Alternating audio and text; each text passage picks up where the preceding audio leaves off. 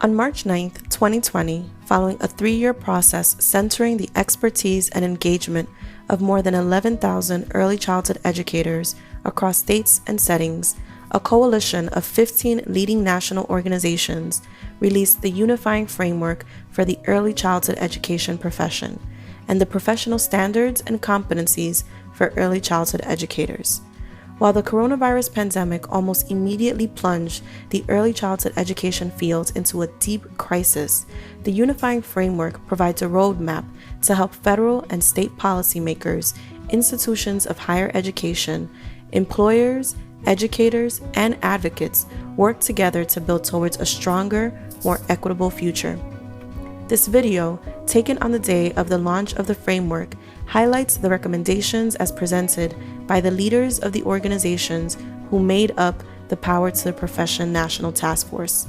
We thank you for watching and being a critical part of the work to ensure that each and every child, beginning at birth, has the opportunity to benefit from high-quality early childhood education, delivered by an effective, diverse, well-prepared, and well-compensated profession. Good afternoon. It's terrific to be with all of you. It's such an honor and a privilege to be standing here today alongside my fellow task force members and before all of you. I want to get us started with a quote that reads, "A conceptual framework must achieve a balance between inclusivity and exclusivity. It must fully embrace the diversity of roles and levels of preparation required for professionals working with young children to provide high-quality services. It must also recognize that individuals enter the profession with diverse educational qualifications and experience and simultaneously set high standards for professional performance and distinguish the specialized skills and knowledge of the early childhood profession from those of other professions. Indeed, it is the responsibility of the early childhood profession to define how it uniquely differs from all other professions." These words are not from the Unifying Framework for the Early Childhood Education Profession that we released today. They were written nearly 30 years ago by Barbara Willer and Sue Kemp in the context of an NAEYC position statement adopted in 1993. Today, you'll hear from all 15 organizations represented on the Power to the Profession Task Force. As you listen, you'll know that each of us stands on the shoulders of those who came before. And also that today is a new and unprecedented day. Today is new because of the widespread and high-level conversations happening about significant investments in childcare, and more importantly, the fact that we have the opportunity to direct those investments to the profession itself.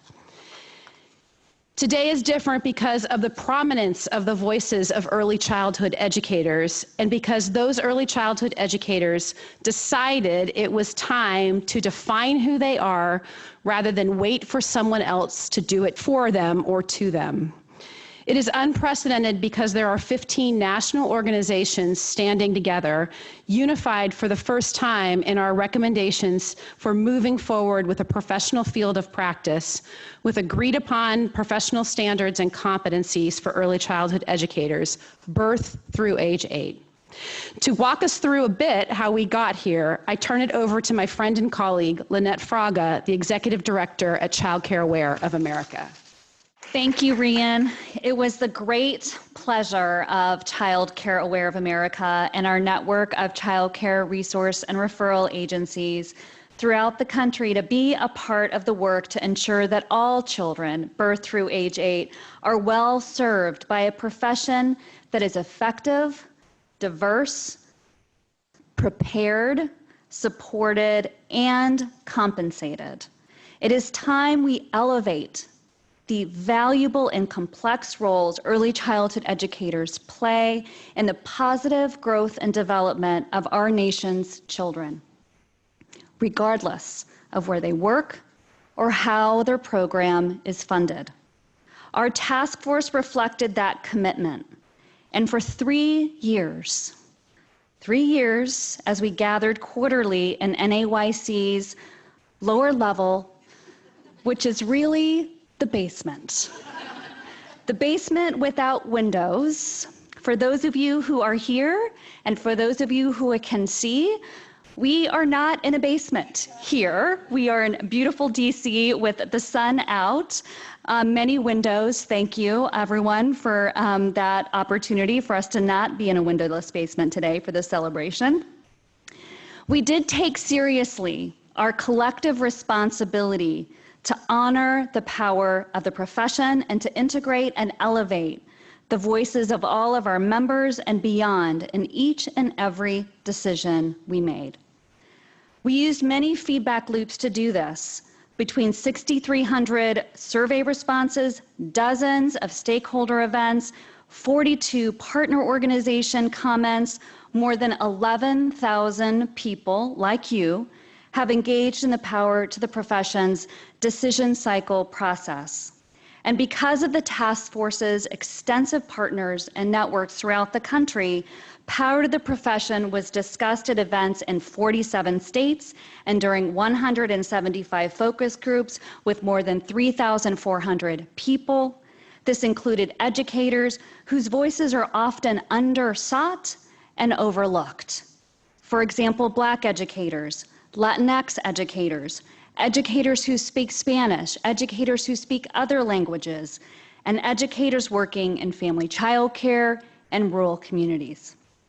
As you might imagine, with this kind of engagement and with this many voices at the table, the discussions were frequently spirited. Many compromises were made on the road to consensus, and this road includes bridges that span from where we are now, today, to where we know we need to be in the future. For more on that, let me turn to Matt Mayers, representing our task force colleagues at AFSCME. Thank you, Lynette, and thank you all who are here today in person and online. In the words of Lee Saunders, AFSCME's president, we are proud to be part of the Power to the Profession initiative to raise standards and compensation in this field that is so vital to America's future.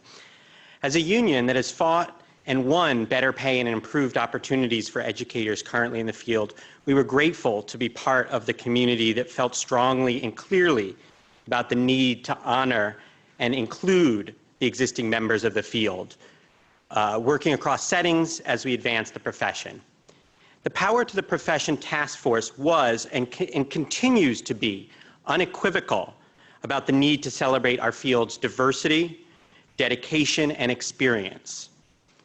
Much of this comes from the recognition that as policymakers have raised expectations and educational requirements, they have frequently done so without sufficiently attending to or funding the necessary supports and for increased compensation. This, in turn, has forced too many educators to leave the field or choose not to enter at all. To ensure that our recommendations do not create these kind of unintended consequences, the members of the task force are making a series of commitments to the field. Bottom line, we will not advocate for new requirements or regulations without also advocating for increased funding for supports and compensation and the establishment of realistic timelines and implementation plans.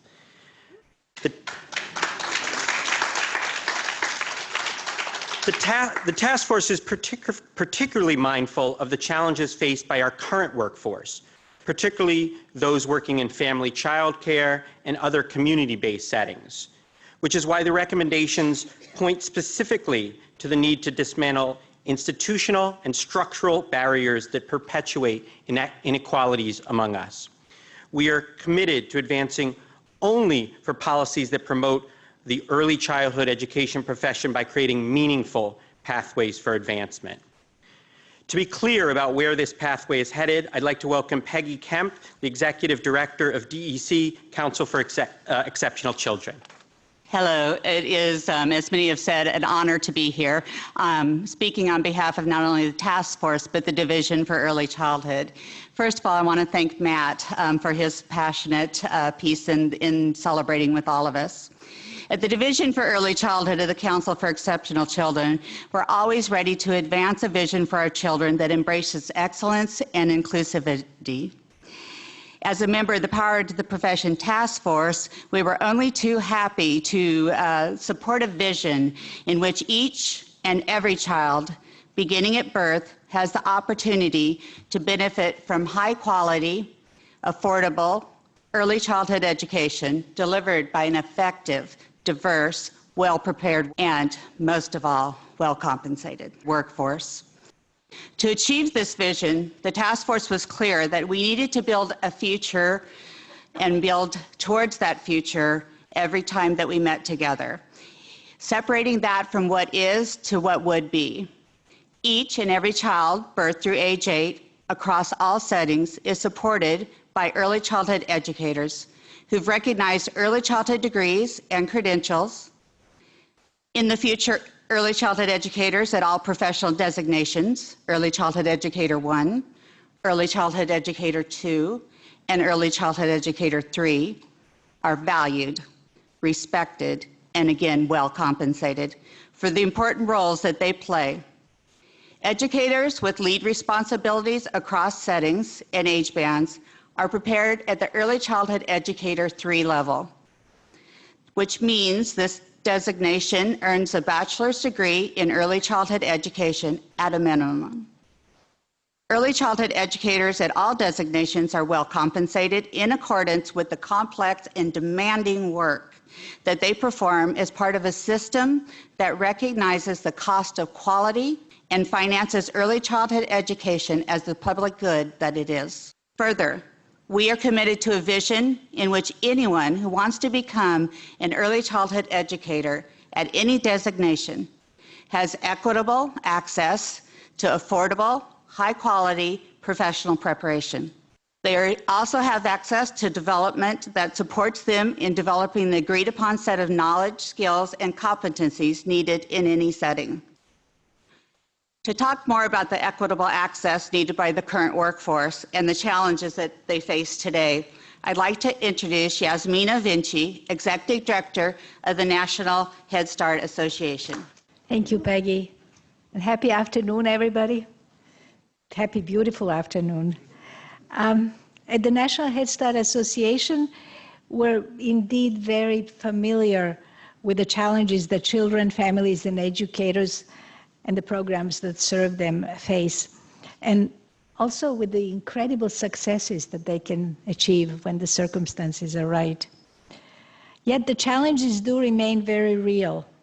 As a result of the nation's failure to adequately invest in high-quality childcare and early learning, including but not limited to Head Start, children are not getting what they need. Families are paying more for childcare than for housing, if and when they can even find that care.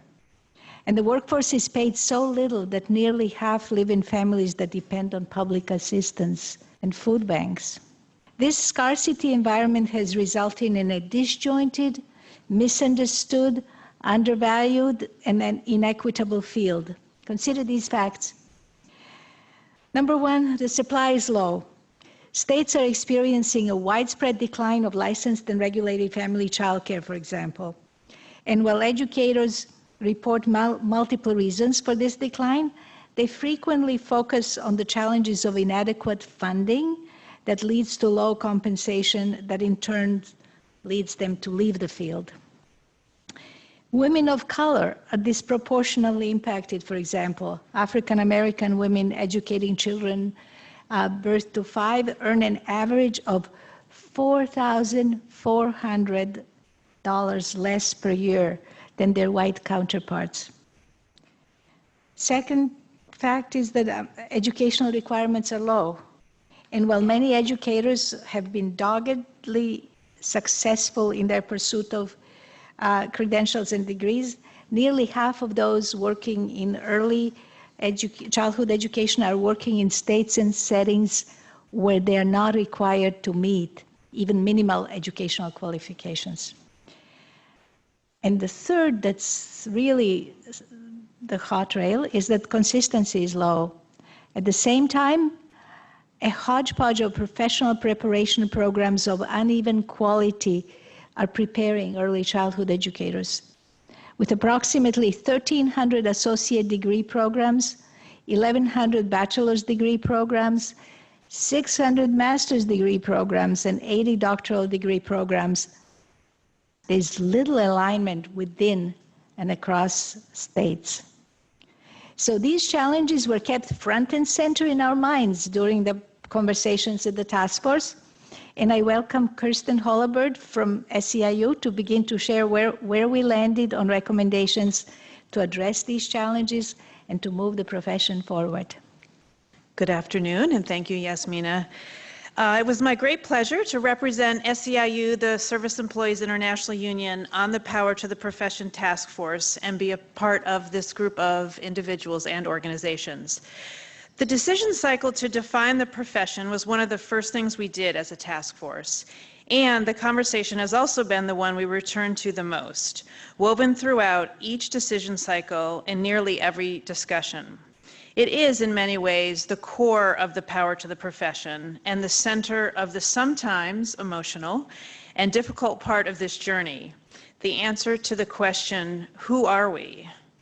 Confronted with terms that describe those who work with children birth through grade 3, such as provider, teacher, assistant, aide, lead teacher, child care worker, daycare worker, educator, caregiver, pre-K teacher, elementary school teacher, primary teacher, you get the gist here.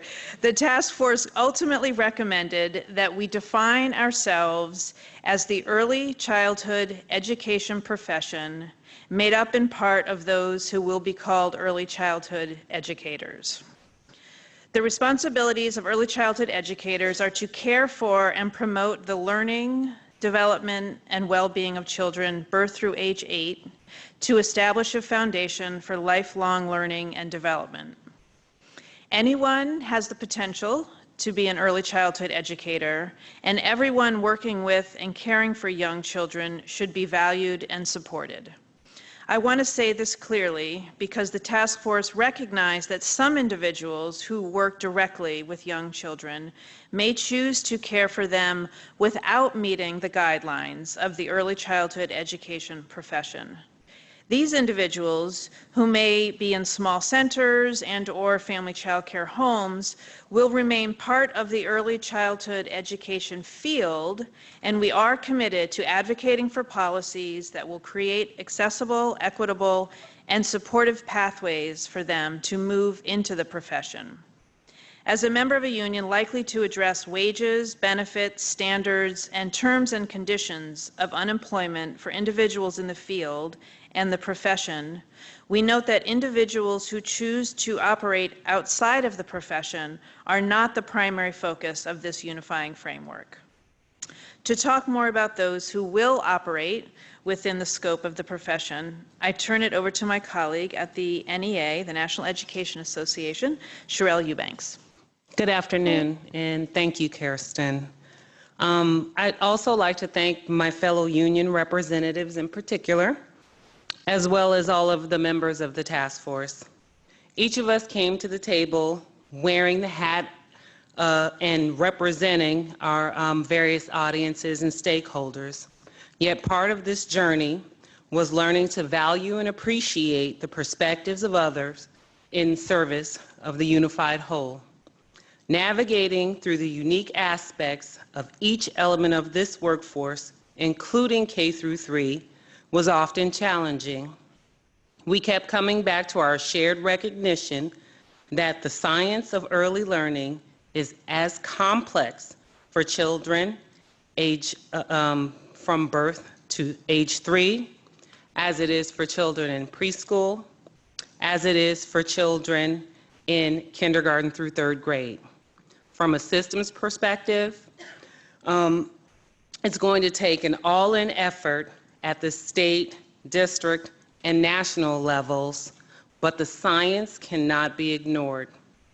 It is in fact the science and the desire to reduce fragmentation which led us to recommend the structure in which the myriad of labels that have been previously mentioned and the roles of the workforce be reduced to 3 distinct and meaningful designations: Early Childhood Educator 1, ECE 1, Early Childhood Educator 2, or ECE 2, and Early Childhood Educator 3, ECE 3. Within the ECE 1 designation, individuals must complete a preparation program that meets the minimum of 120 clock hours to earn a certificate or credential so that they can serve and support roles from birth through grade 3 settings. Individuals working within the ECE2 designation must earn an early childhood education associate's degree so that they can serve in a lead role in birth through age 5 settings and in a support role in pre-K through 3rd grade settings, such as in state and district funded pre-K programs provided in mixed delivery settings, because we must support the progression and not regression of the field. Within the ECE3 designation, as previously mentioned, individuals must earn an early childhood education bachelor's degree or initial master's degree so that they can serve in a lead role in a birth through 3rd grade setting. These professionals will be prepared to work together in various configurations as part of a teaching team.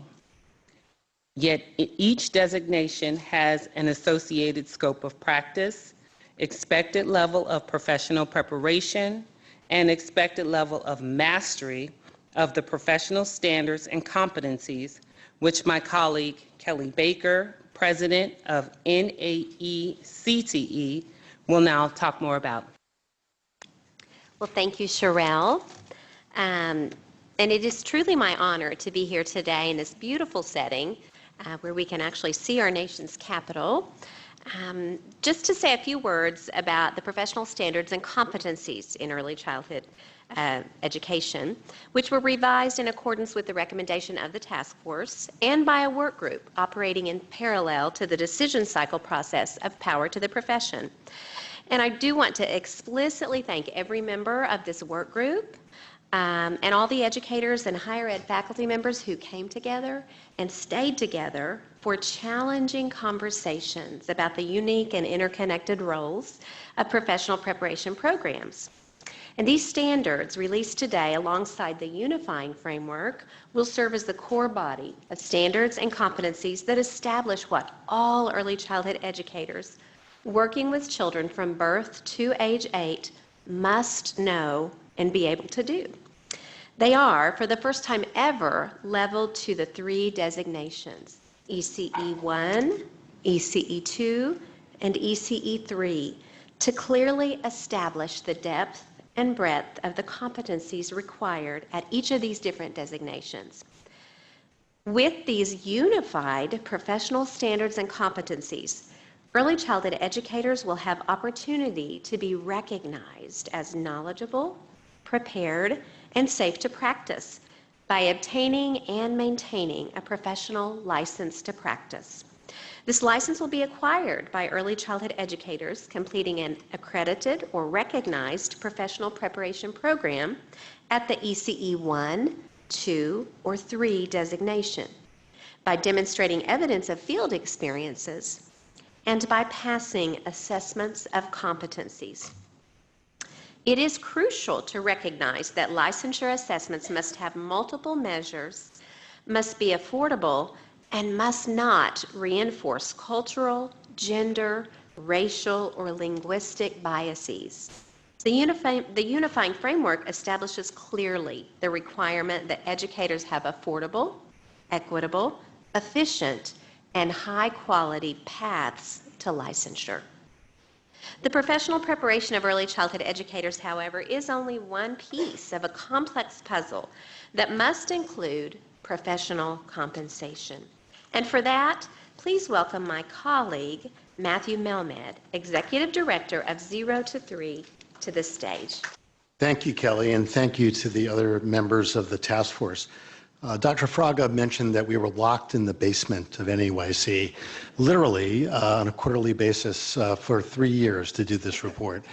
And I have to say that it is symbolic today that we're in a room overlooking the United States Capitol, because we are coming out of the basement. We are, in fact, letting policymakers know and understand the value of this field. And for me, it was really worth the 3 years being in the basement, because I had the opportunity to see the years, birth through age 3, being embraced as an equal part of a birth to 8 continuum, and to see educators working with babies and toddlers being equally valued as well. To be clear, this value isn't merely theoretical. We believe not only in professionally preparing early childhood educators, but in professionally compensating them, like it means money, as well. And that means compensation for early childhood educators must be comparable for those with comparable qualifications, experience, and job responsibilities, regardless of where they work. Further, compensation, money, for the early childhood education profession must include an adequate benefits package, increased commensurate with increased preparation and increased competency, and not, I mean this, not be differentiated on the basis of the ages of the children served. Babies count. The task force is clear. Everyone working with early childhood in the early childhood education field should earn no less than the amount needed to cover basic living standards. Yet while there is an urgent need to increase the floor of compensation to at least a basic self-sufficiency standard, we must look as a field to the public schools as the minimum benchmark for comparable compensation, assuming comparable qualifications, experience, and job responsibilities. I want to note that the movement to raise the minimum wage is an important opportunity for some educators in some states. It can provide an impetus for states to make needed investments to increase subsidy payment rates to early childhood settings. However, the task force believes that the early childhood education, the education that is rooted in science and research, is not a minimum wage job. A self-sufficiency standard must be considered the floor and not the ceiling for early childhood educators. Now, it's true that investments in compensation will require significant increases in public dollars. Hear that over there? And that while states must increase their own spending, the federal role can and must help ensure quality, equity, and equality across all states. Now, with that, I turn this over to my colleague, Earl Franks, who I've had the pleasure to know, and he'll talk more about the alignment between investment and accountability in the early childhood profession. Matthew and I got to sit next to each other at a lot of these meetings. So it seems only right that we're presenting back to back here today. Being a member of this task force was, for me, an opportunity to both educate and be educated. Elementary school principals, like directors and other instructional and pedagogical leaders across settings, are a crucial element of and support for the early childhood education profession. While the task force focused on the early childhood educator circle of the profession within the field, we look forward to the next steps in addressing the additional recommendations that are specific to this group of leaders. We are critical in ensuring the success of early childhood educators and in understanding and supporting developmentally appropriate practice, assessment, and evaluation in the early years and grades. To that end, it's a real pleasure for me to be able to share with you today a vision for the system of shared accountability that will move this profession forward. Like Matthew said, this profession requires significantly increased investments. Yet we understand that early childhood educators can only expect the significant increases in public financing that are needed to move the profession forward if we are willing to be accountable for their effective use. At the same time, the profession can only be held accountable if it has the necessary and sufficient supports, resources, and infrastructure. Accountability is a two-way street. This is the moment for the profession itself, the whole profession, to take the lead in defining not only who early childhood educators are and what they do, but also what they will be held accountable for and what supports are needed to ensure success. As such, I'm going to turn it over to my colleagues to talk about the system supporting early childhood educators. But before I do, I'll note that early childhood educators, their allies and advocates, including parents, as well as elementary school principals, district leaders, and state superintendents, must demand increased investment from federal and state governments that are consistent with an understanding of early childhood education as a public good.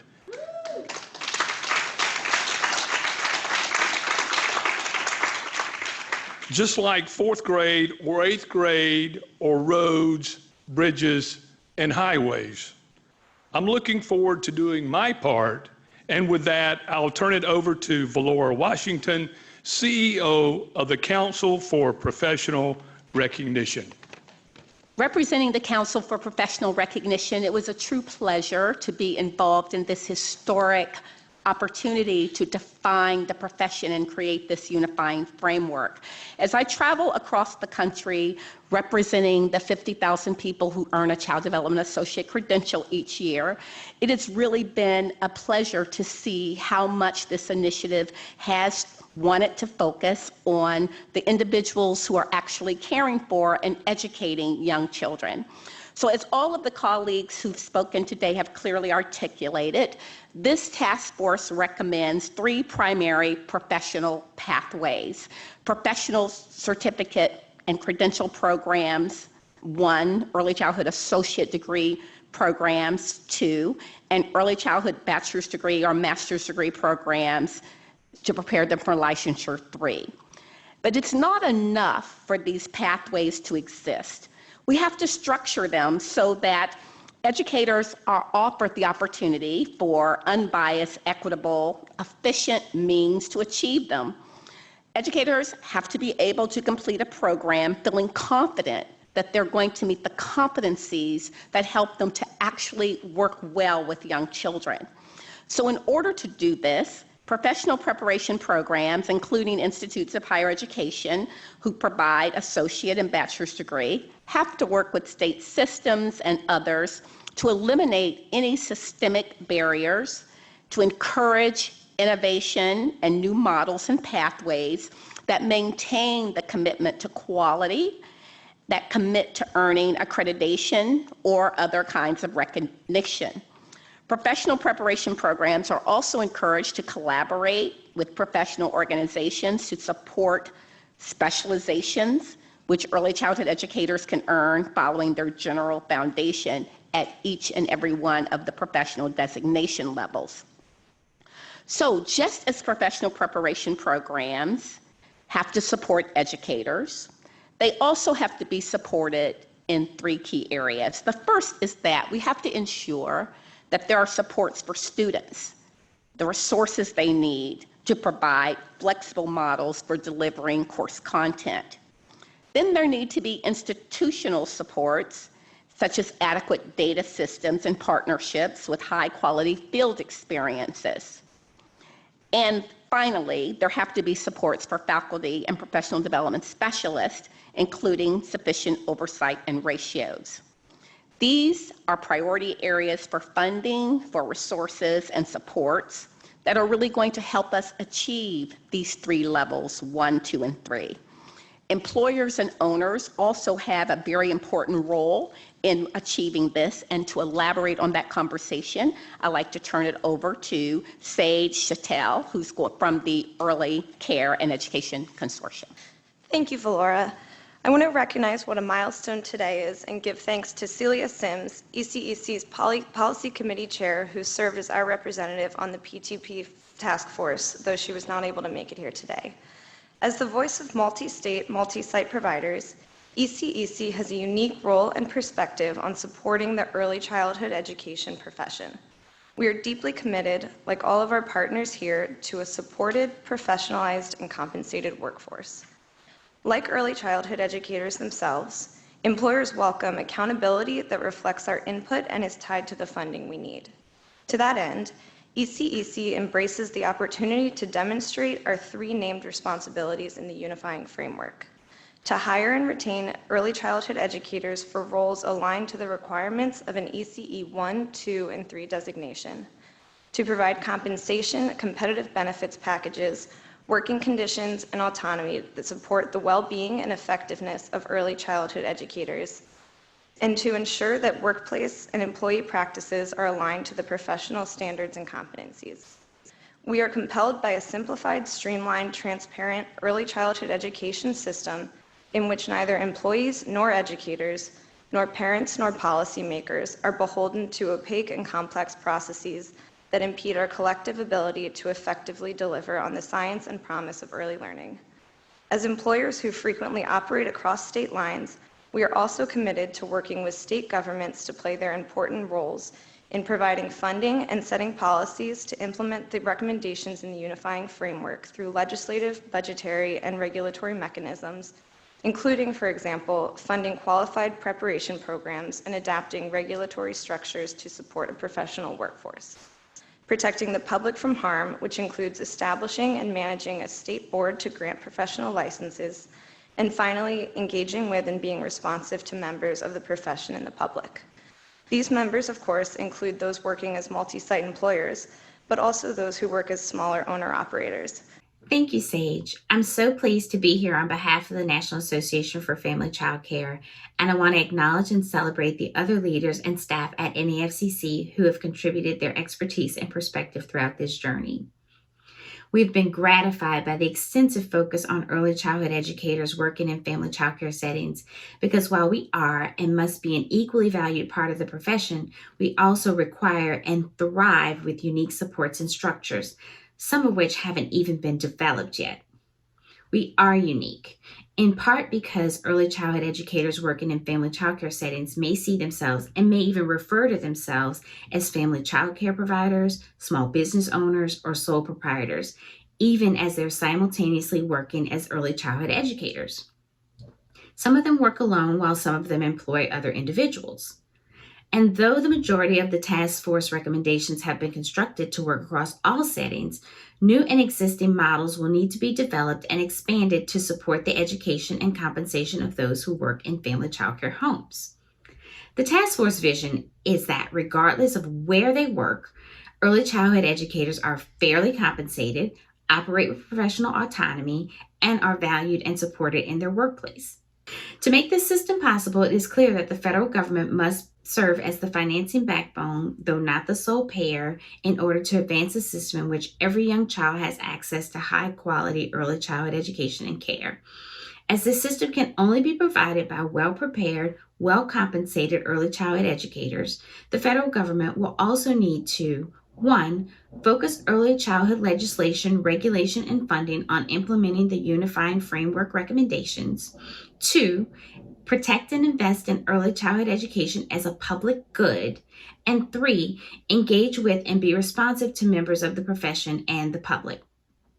We look forward to ensuring that the voices of early childhood educators working in family child care settings are at the policy and decision-making tables, and we know we have partners in those efforts. To that end, please welcome to the stage Megan Stockhausen of the American Federation of Teachers.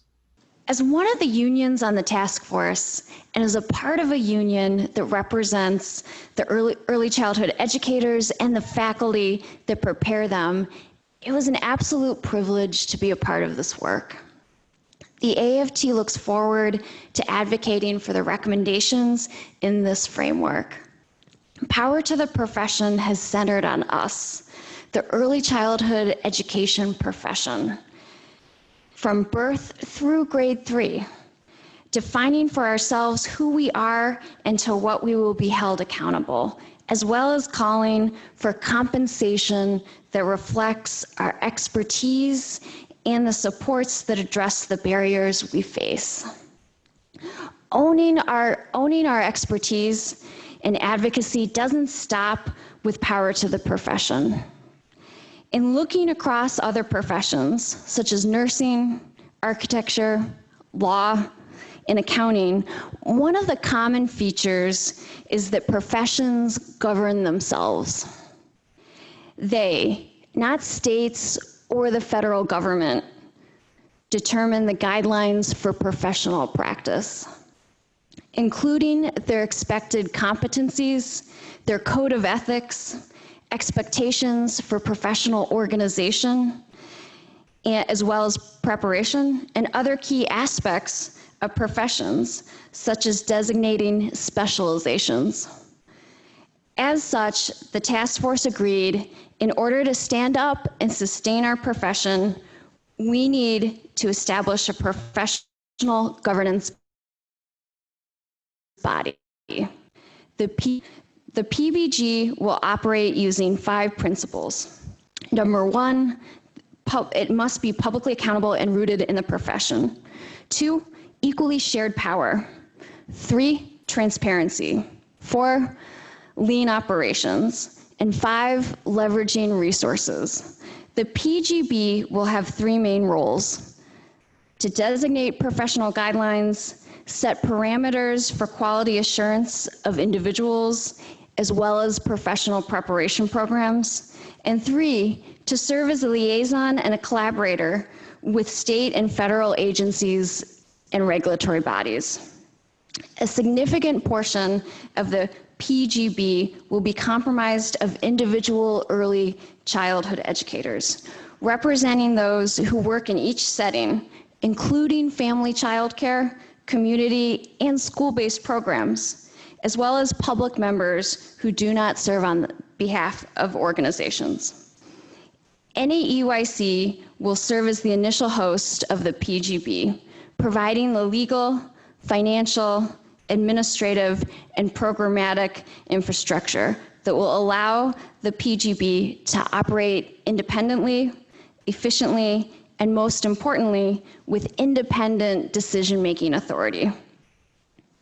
Within the PBG's first 3 years, an outside party will conduct a comprehensive and sustainable independent review of this initial structure, including the connection to the NAEYC.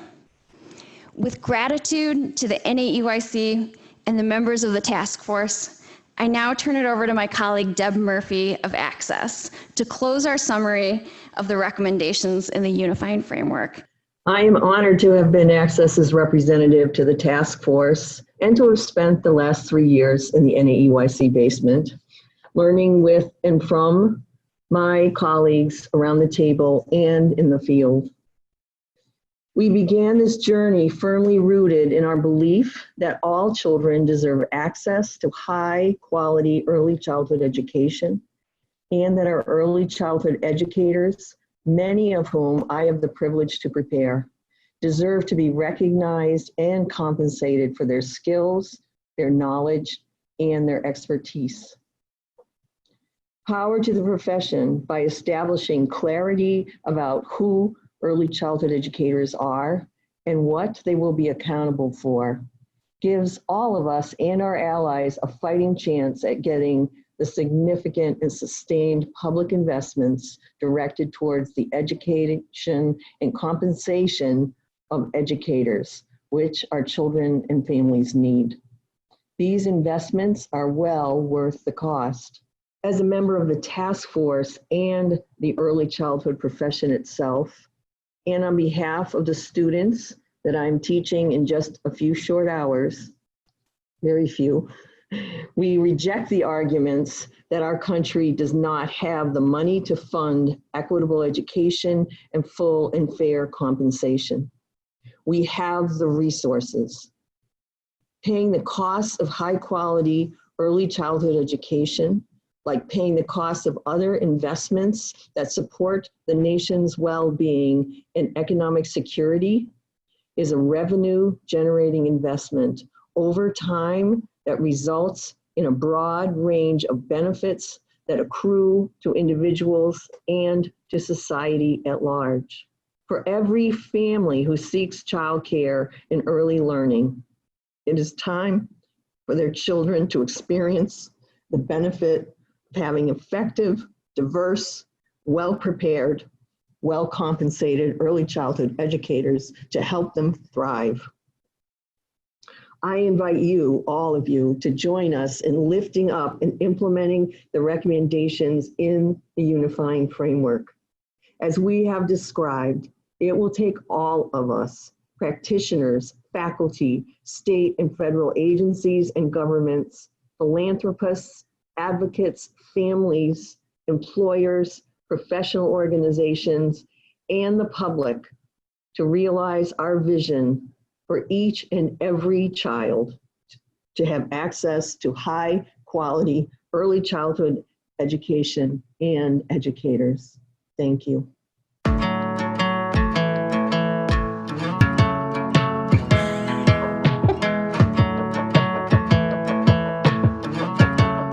I'm in. I'm in. I'm in. I'm in.